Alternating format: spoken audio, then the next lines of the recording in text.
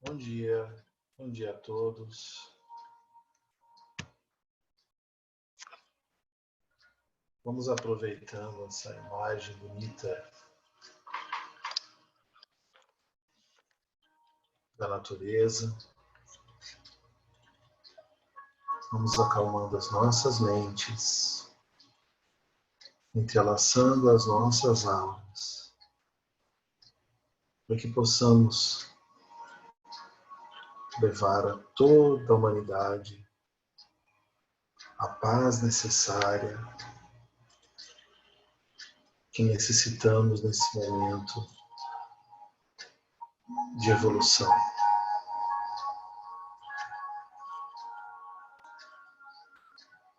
Que as energias advindas da espiritualidade confortem aqueles que sofrem e fortifiquem aqueles que os veem sofrer.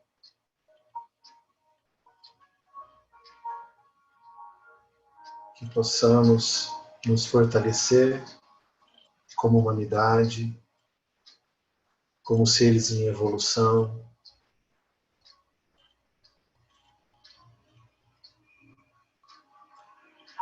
elevando o nosso pensamento ao nosso Pai de amor e misericórdia.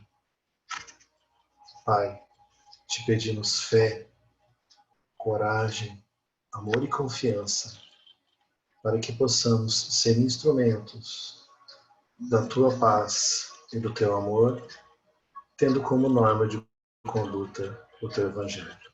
Que assim seja. Muito bem. Tudo bom com todo mundo aí? Esse nossa nova modalidade de vida, né? Talvez com essa pandemia que nós estamos vivendo, estamos aprendendo novas formas de conviver, de viver, ok? Muito bem, então, seguindo a nova modalidade que o NEAP vem estabelecendo, que são as palestras online, nós iremos abordar o tema diferenças religiosas na família, um tema que nós já abordamos já uma vez aí presencialmente no NEAP, e que no momento é como que eu posso dizer, é um tema extremamente oportuno, porque no momento de pandemia, de guerra, etc., uma das coisas mais comuns é nós nos aderirmos cada vez mais à nossa fé e à nossa prática de cristianismo. Então, vamos sempre lembrar que todos nós, sendo cristãos ou não, temos uma fé a seguir e que todas devem ser respeitadas. Então, o Dalai Lama, que é um grande ser, um espírito extremamente iluminado, ele dizia: a melhor religião é aquela que te faz melhor. Então não adianta nós estarmos em um ambiente em que nós não nos encaixamos. Então, se pensarmos assim, alguns de nós vieram da religião católica, outros da religião evangélica, e os espíritas também, por que não, migram para outras religiões. Porém, acima de tudo, o que nós precisamos lembrar é a presença do Cristo. É a presença de um Deus maior, que nos guia e que nos ilumina. O Allan Kardec diz que o objetivo da religião, seja qualquer que seja, é conduzir o homem a Deus. Então, todos nós temos como objetivo seguir o caminho de Deus. Evoluir independente da religião em que nós nos encontramos. Seja você hindu, seja você budista, seja você indiano, o que for. O mais importante de tudo, judeu, né? O mais importante de tudo é termos dentro de nós o sentimento da religiosidade. Então, o Gordon Melton, fundador do Instituto só um minutinho, para Estudo de Religião Americana, também editor da Enciclopédia das Religiões Americanas, calcula que há cerca de 40 mil a 60 mil religiões diferentes no nosso mundo. Então, nós seríamos extremamente egoístas de pensar que é só a nossa que é certa. Pode-se dizer que cerca de 50 mil, a grosso modo. Então, fazendo uma média entre 40 e 60, nós temos aí uma média de 50 mil religiões. O Christopher Pratt, da Universidade de Chester, do Reino Unido, fala o seguinte, que há 33.830 diferentes denominações de religiões cristãs. Por exemplo, catolicismo romano, Assembleia de Deus, metodista, são várias denominações, ou seja, vários segmentos cristãos no mundo. 33.830. Então, nós pensamos, se nós temos 50 mil religiões, 33.830 seguindo Cristo. Então, esse quadro nos traz aí um resumo bem interessante quanto às religiões no mundo. As que são destacadas são aquelas mais famosas. O cristianismo, a gente tem várias divisões, como nós já vimos algumas. Então, budismo, confucionismo, cristianismo, hinduísmo, islamismo, jainismo, judaísmo, febá, sikhismo, taoísmo, então, até Umbanda, União do Vegetal, pastafarianismo, tem um monte de religião, né? Independente de qual a forma de abordagem dessas religiões, o mais importante é respeitarmos uns aos outros e sempre lembrar do Pai. Então, no mundo, a gente tem aí 31% de cristãos, o que tem menos é 0,2% são os judeus, isso segundo dados de 2012. Dos cristãos, nós temos mais da metade, ou quase que a metade, né, 50,1% de católicos, 36,7% de protestantes, 11,9% de ortodoxos e 1,3% para os outros. Então, todas as outras denominações, inclusive a espírita, dentro desse 1,3%. Quanto à distribuição de católicos no mundo, nós temos aí na América Latina e no Caribe o local de maior concentração de católicos, que seria 39%, enquanto que nos Estados Unidos nós temos a menor taxa junto com as Filipinas, de 7% da população católica. Aí no Brasil, a gente tem uma distribuição, o maior... Estou pegando 2010 aqui, 64,6% dos brasileiros são católicos romanos. Espíritas, nós temos 2% da população brasileira é espírita. Evangélicos de total evangélicos, nós temos 22,2%. Ou seja, os maiores religiões são essas, os católicos e os evangélicos. É fácil respeitar a religião do próximo? Essa é uma reflexão que a gente tem que fazer, né? Será que é fácil? Será que eu consigo respeitar as diferenças religiosas entre as pessoas? Muito bem. Respeito e amor devem falar mais alto do que as diferenças. Então, essa imagem que eu peguei na internet, a gente vê Flávio é católico, a esposa dele é Liliane evangélica, e eles criam a filha Paula, o que as duas religiões têm em comum. Então, ambos têm eles têm um acordo de paz entre eles. Obviamente que isso, com o passar do tempo, ela vai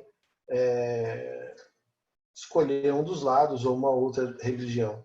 Mas o mais importante é não se fazer o conflito entre os membros da família, que isso daí causa inclusive uma desistência da criança pela religião. Então, para que eu vou trabalhar na religião se a religião me traz briga, dor, sentimento de culpa? Então, a palavra-chave para eu ter harmonia na minha casa, harmonia no meu lar, quanto à religião, é respeito. Então, é a palavra-chave para boa convivência entre os membros de uma mesma família, que seguem crenças diferentes.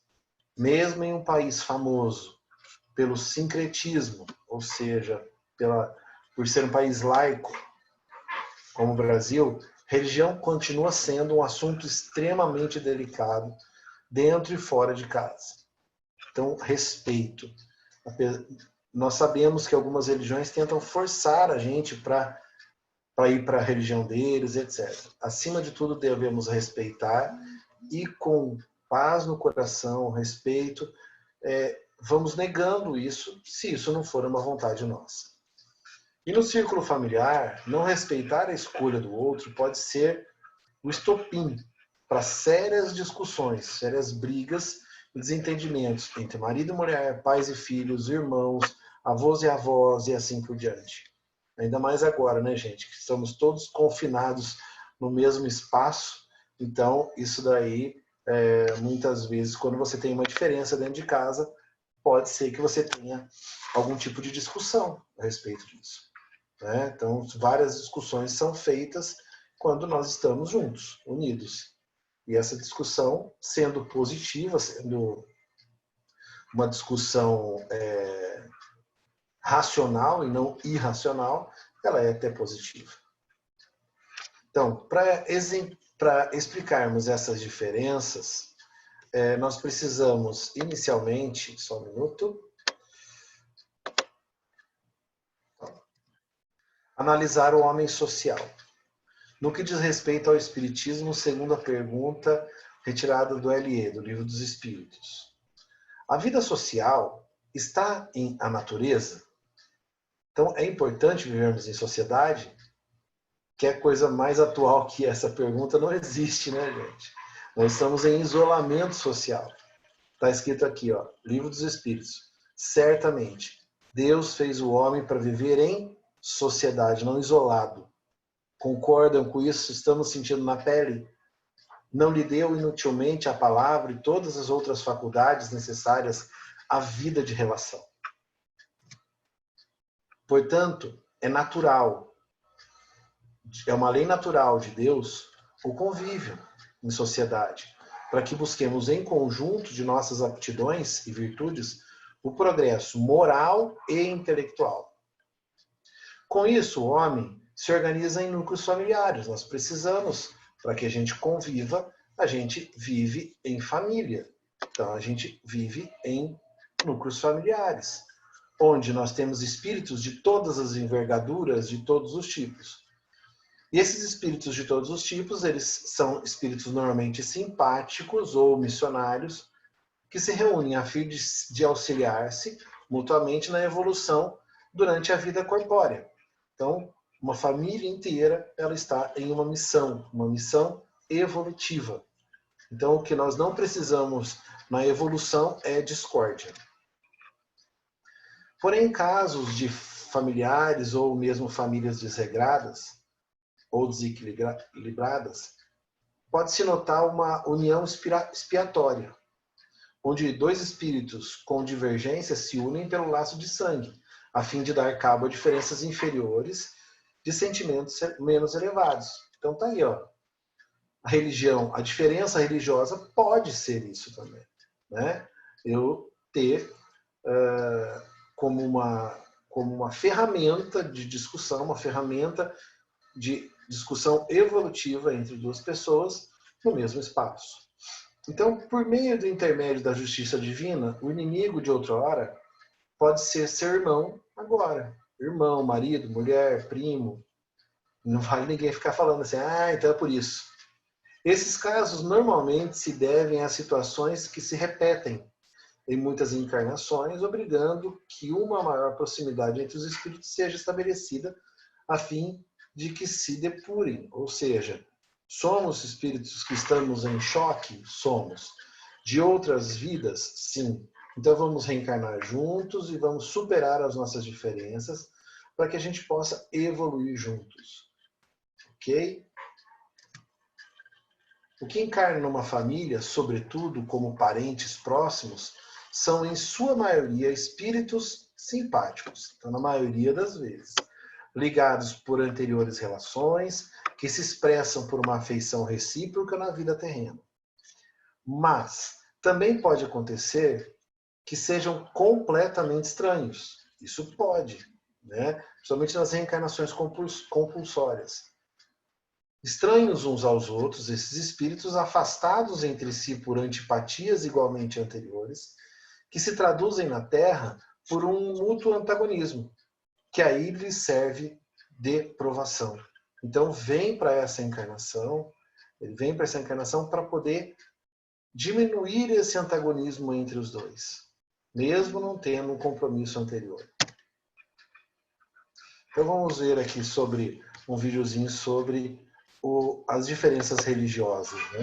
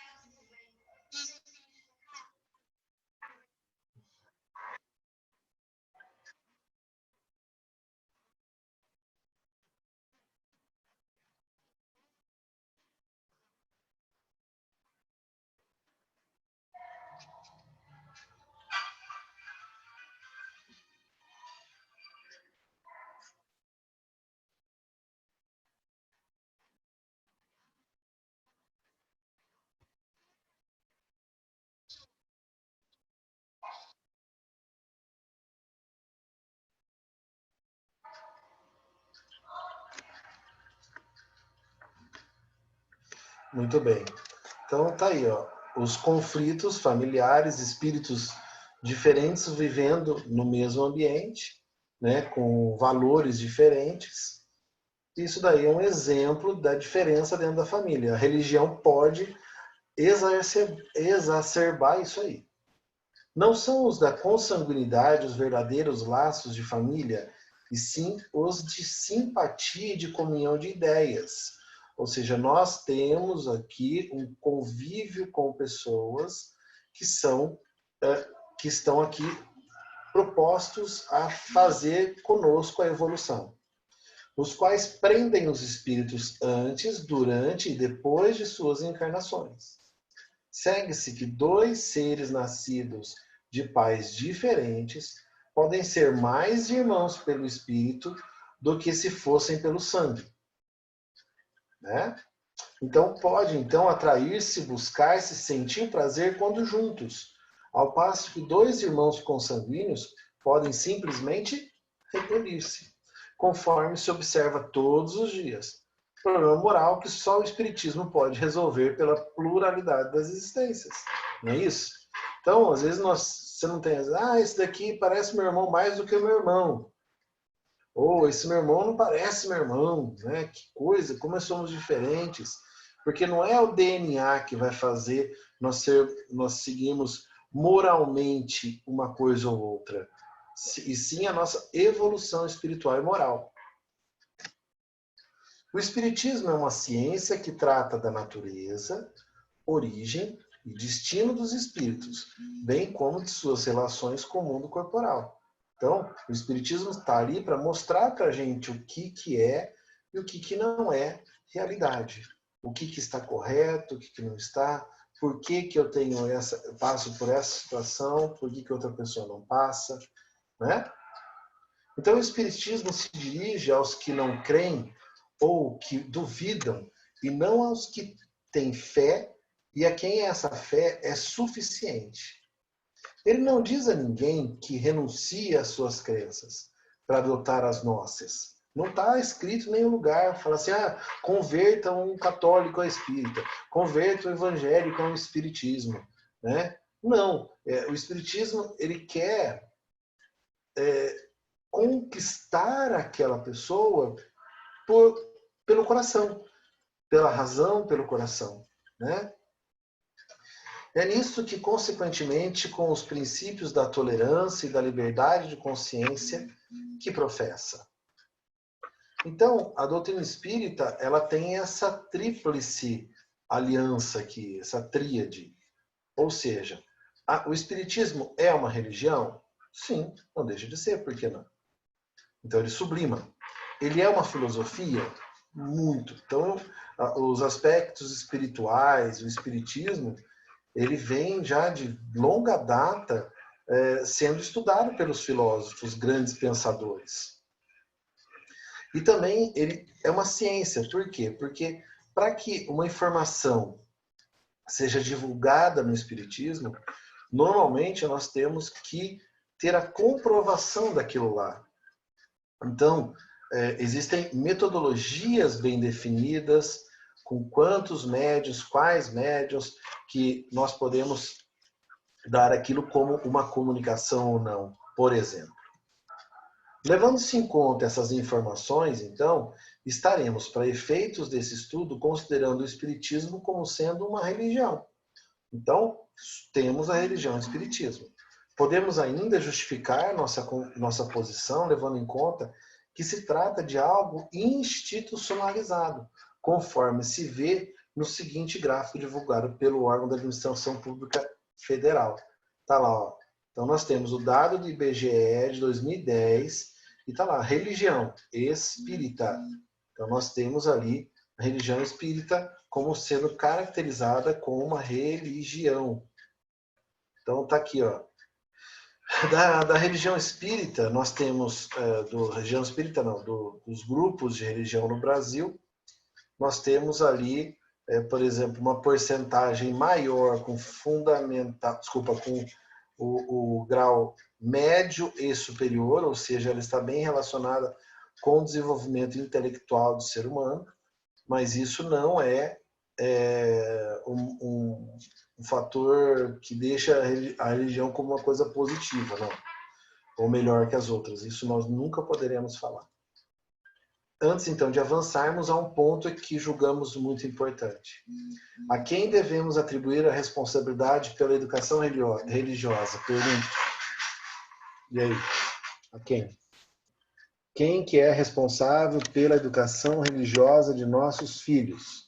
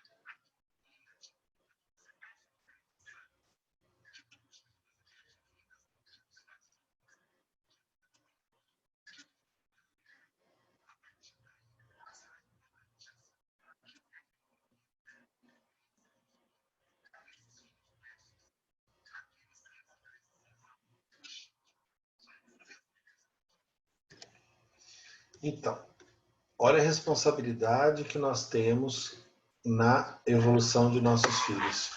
Poderemos dizer que nós somos tutores deles, em outros casos eles são nossos tutores, né?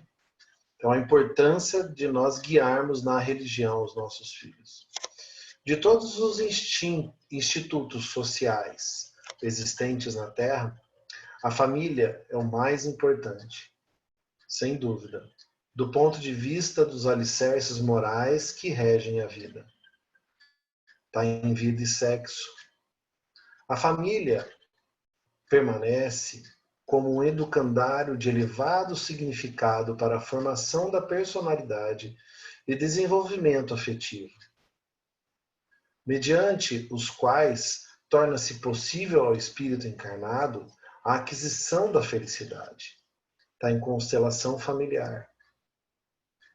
Ainda em constelação familiar, nós temos a seguinte afirmação: essa orientação religiosa pertence aos pais, que desde cedo deverão falar aos seus rebentos sobre a paternidade divina, sobre o nosso grande Pai, sobre Deus, a sua misericórdia, o seu amor, como uma fonte geradora de tudo quanto existe. Então, Joana de Ângeles nos orienta nesse sentido. Desse modo, os pais devem encaminhar desde cedo seus filhos às aulinhas de moral cristã das religiões de sua preferência, que é aquilo que nós fazemos aqui todos os domingos. Pois, se deixarmos que eles escolham depois de adultos a que mais lhe convier, poderá ser tarde demais. O mundo não dá condições para isso, hoje. Seria o mesmo que deixá-los no analfabetismo para, na maioridade, escolherem qual ramo cultural desejam seguir. Ou seja, não leva para a escola, não ensina a escrever, não ensina a ler, e fala, não, quando ele ficar mais velho, ele escolhe se ele quer isso.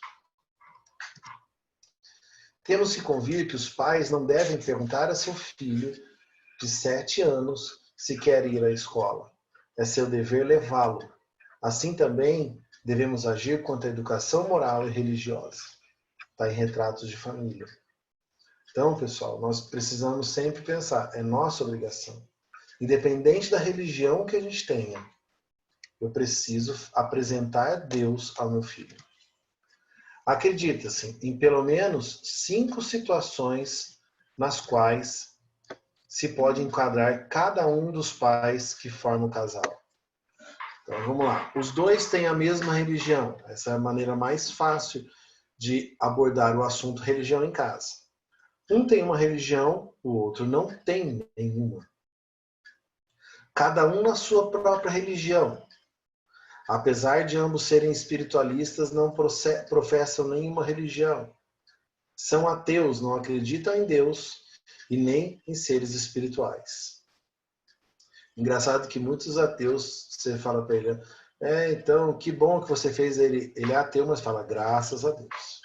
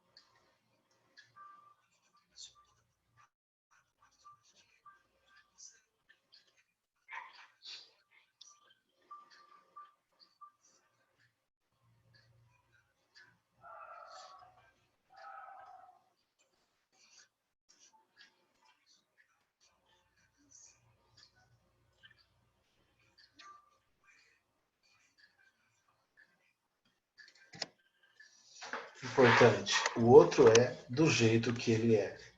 Levando isso dentro do nosso coração, a gente consegue começar a exercitar não o ódio, como ele disse, e sim o amor, e sim a tolerância. E a família deve ter uma religião, de preferência, é claro, uma só, para que todos possam participar juntos. É mais gostoso, é mais quente a participação. Se tiver mais de uma, vão ter de aprender a se respeitar, a conviver fraternalmente com as divergências. Então, óbvio, em outras encarnações talvez tenhamos uma mesma religião. Se o pai for de uma religião e a mãe de outra, será de fundamental importância que haja o diálogo para se escolher qual deverá ser a religião do filho. Nós devemos, ao lado da educação formal, realizar também a educação espiritual da nossa família. Como o Espiritismo, para nós, é a doutrina mais nobre e eficaz, é justo que encaminhemos os nossos filhos, se para a gente é importante, afirmando que enquanto eles estiverem sob as nossas expensas, participarão das atividades espíritas como nós participamos, ou como nós deveríamos ter participado. Quando vocês adquirirem a maioridade, farão da sua vida o que aprouver. Está ali, Divaldo afirmando isso.